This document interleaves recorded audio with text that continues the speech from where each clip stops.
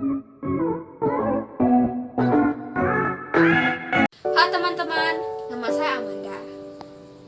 Jadi di video kali ini saya akan bahas tentang virus corona dan limbah akibat penanganan virus corona. Pertama-tama kita harus mengetahui dong apa itu virus corona. Jadi virus corona atau COVID-19 adalah virus yang menyerang sistem pernafasan manusia.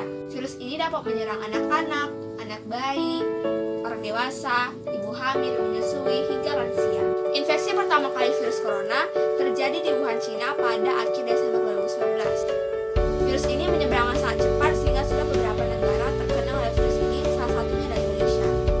Beberapa kebijakan luar negeri menggunakan kebijakan lockdown untuk mengurangi penyebaran virus corona ini, sedangkan Indonesia memakai kebijakan PSBB atau pembatasan sosial berskala besar. Gejala virus corona ini dapat berupa sakit kepala, demam, batuk tidak berdahak, pilek, sesak napas, dan lain sebagainya. Penyebab dari virus corona ini dapat berupa: 1. Tidak sengaja menghirup air liur si penderita virus corona.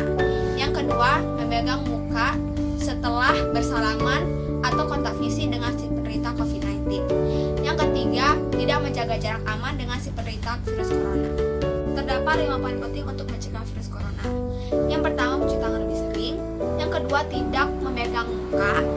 Yang ketiga, menggunakan sikut saat bersin atau batuk. Yang keempat, jaga jarak aman. Dan yang kelima, tetap di rumah.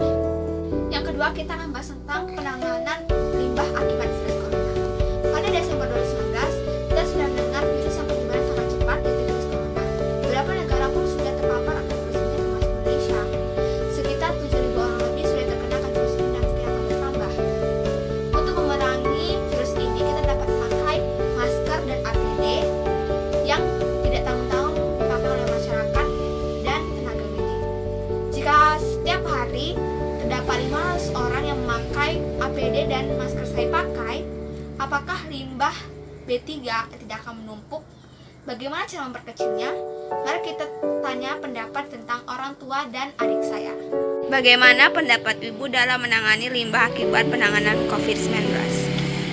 Menurut saya sebenarnya kalau untuk limbah dari pemakaian daripada masker ataupun misalnya sarung tangan berkaitan dengan COVID-19 itu nggak banyak yang bisa dilakukan karena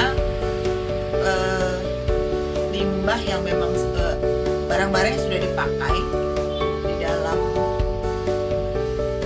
ruang lingkup penanganan COVID-19 itu nggak bisa dipakai lagi. Itu harus segera dimusnahkan karena memang sudah terpapar oleh virus daripada COVID-19 itu sendiri. Nah, untuk memperkecilnya otomatis kita harus memperkecil yang namanya pasien yang terkena. Dengan apa? Dengan menjaga kebersihan diri, sering cuci tangan, terus kalau keluar, kalaupun harus keluar itu memakai masker. Kalaupun memakai masker, bisa memakai masker yang kain. Kalau untuk yang masyarakat biasa, jadi dengan begitu yang sekali pakai itu bisa ditekan jumlahnya. Jadi kalau dengan kain, sarung tangan kain, masker kain itu bisa memperkecil daripada limbah dari pemakaian sarung tangan dan masker. Kalau untuk dokter yang memang sudah memakai atau tim medis yang memakai APD,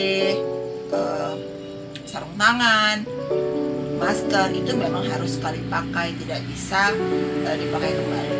Malah harus diberikan setelah dipakai harus diberikan label B3 atau disebut dengan barang berbahaya dan beracun. Nah, kemudian artinya kita dengan mentaati pemerintah dengan